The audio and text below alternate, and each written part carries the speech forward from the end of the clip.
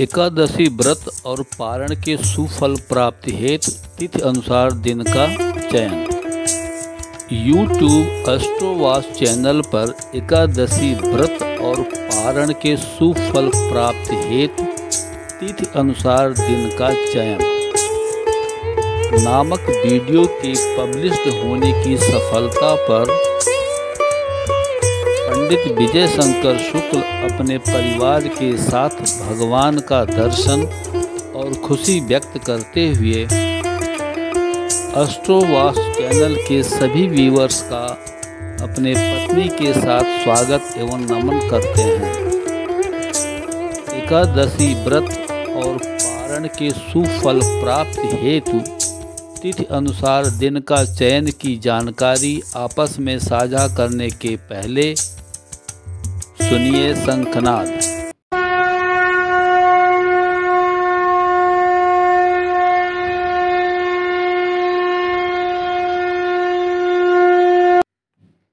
शंखनाद के बाद प्रथम पूज्य भगवान गणेश वंदना। श्री गणेशाय नमः। ओम गंगणपतये नमः।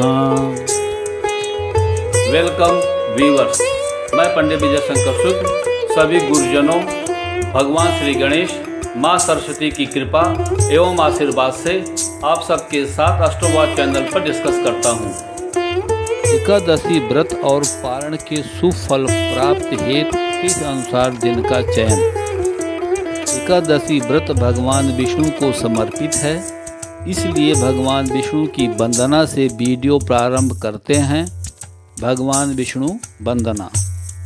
शांताकारं भुजगशयनं पद्मनाभं सुरेशं विश्वाधारं गगनसदृशं मेघवर्णं शुभांगं लक्ष्मीकान्तं कमलनयनं योगभिः ध्यानगम्यं वन्दे विष्णु भवभयहरं सर्वलोक एकनाथम।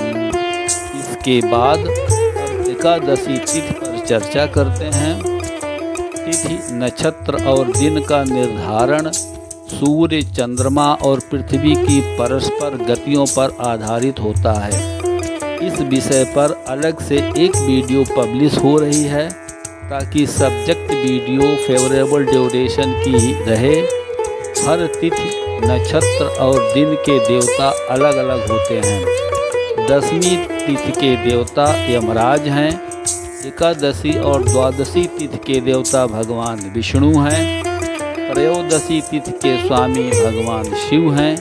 इन देवताओं का हमारे शरीर के अलग अलग भाग से संबंध है। हमारे शरीर में 7 मुख्य ऊर्जा केंद्र, पहला मूलाधार चक्र, दूसरा स्वाधिष्ठान चक्र, तीसरा मणिपुर चक्र, चौथा अनाहत चक्र, पांचवा विशुद्ध चक्र, छठा आज्ञा चक्र, सातवां सहस्त्रार चक्र से जाना जाता है। मूलाधार से लेकर आज्ञा चक्र के ऊपर निरोधिका के नीचे तक दशमी रहती है। निरोधिका मन पर एकादशी आती है। उसके ऊपर नाद पर द्वादशी का स्थान है।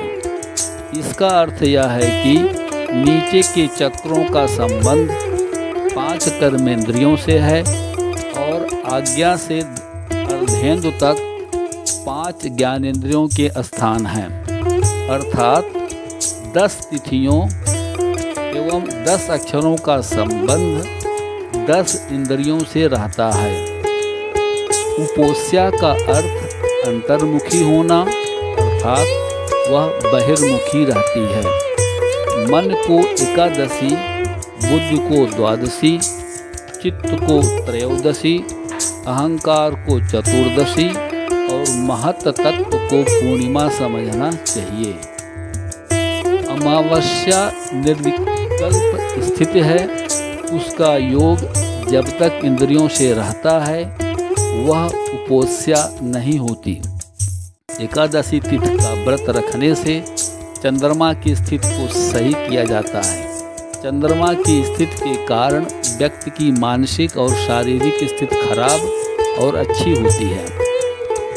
एकादशी तिथि के दिन वायुमंडलीय दबाव सबसे कम होता है, इसलिए यह उपवास करने और अपने शरीर को शुद्ध करने का सबसे अच्छा समय है। अगर हम किसी अन्य तिथि के दिन उपवास करते हैं तो उच्च दबाव तनाव हमारे सिस्टम को नुकसान पहुंचा सकता है। एकादशी व्रत और पारण का पूर्ण शुभ फल व्रत के दोनों घटक, पहला नियम और दूसरा संयम का पालन होने पर प्राप्त होता है। एकादशी 4 तरह की होती है: संपूर्णा एकादशी, शुद्धा एकादशी, त्रिस्पर्शा एकादशी और विद्या एकादशी। संपूर्णा एकादशी में एकादशी तिथि में अन्य तिथि का मिश्रण नहीं होता है। शुद्धा एकादशी यदि अरुणोदय काल में दशमी तिथि के वेद से रहित एकादशी तिथि है, चाहे 2 घड़ी तक भी हो और वह द्वादशी तिथि से युक्त हो, तब उसे शुद्धा एकादशी माना जाता है। शुद्धा एकादशी ही व्रत के लिए ग्रहण करना चाहिए। त्रिस्पर्शा एकादशी जब एक ही दिन एकादशी, द्वादशी और रात्र के अंतिम प्रहर में त्रयोदशी तिथि का संयोग होता है तो उस तिथियों का त्रिस्पर्शा योग कहते हैं। इस योग के बनने की पहली और अंतिम शर्त यही है कि एक दिन के सूर्योदय से दूसरे दिन के सूर्योदय के दौरान 3 तिथियों का मेल होना चाहिए। उसमें दशमी तिथि का योग नहीं होता है, तभी वह त्रिस्पर्शा योग माना गया है। ऐसा संयोग अति दुर्लभ है। त्रिस्पर्शा योग में एकादशी का व्रत उपवास करने से 1000 एकादशी और 1000 अश्वमेध यज्ञ और 100 वाजपेयी यज्ञों का फल मिलता है। यह व्रत करने वाले पुरुष और स्त्री विष्णु लोक में प्रतिष्ठित होते हैं। विद्या एकादशी सूर्योदय काल में यदि एकादशी तिथि में दशमी तिथि का भेद हो, तब वह एकादशी विद्या एकादशी कहलाती है। विद्या एकादशी 2 प्रकार, पहला पूर्व विद्या, दूसरा पर विद्या होती है। यदि एकादशी के दिन सूर्योदय के 1 घंटा 36 मिनट पहले दशमी तिथि समाप्त नहीं हुई है तो ऐसी एकादशी दशमी मिश्रित होती है। इसे पूर्व विद्या एकादशी कहते हैं। और यदि एकादशी तिथि सूर्योदय के 1 घंटा 36 मिनट पहले से विद्यमान हो अथवा दशमी तिथि सूर्योदय के 1 घंटा 36 मिनट पहले समाप्त हो चुकी हो तो ऐसी एकादशी पर विद्या एकादशी कहलाती है। इन दोनों एकादशी से लाभ और हानि को समझते हैं। पूर्व विद्या एकादशी दोष युक्त होने के कारण वर्जनीय, दैत्यों के बल बढ़ाने वाली और पुण्यों का नाश करने वाली होती है। पद्म पुराण के अनुसार भगवान वाराह और राक्षस हिरण्याक्ष के मध्य युद्ध बहुत समय तक चलता रहा, किंतु राक्षस की मृत्यु नहीं हो रही थी। देवताओं ने उसका कारण पूछा तो भगवान हरि ने कहा कि दशमी युक्त एकादशी दैत्यों का बल बढ़ाने वाली है, जिस कारण इसका बल बढ़ रहा है, इसलिए वैष्णव भक्तों के लिए वर्जनीय है। पर विद्या एकादशी मोक्ष प्रदाता होने के कारण वैष्णव एकादशी कहलाती है। गृहस्थ और साधक दोनों को शुभ तथा पुण्य प्रदाता वैष्णव एकादशी व्रत रखना चाहिए। एकादशी व्रत पारण द्वादशी तिथि को सुबह सूर्योदय के बाद और हरिवासर समय समाप्त होने के बाद किया जाता है।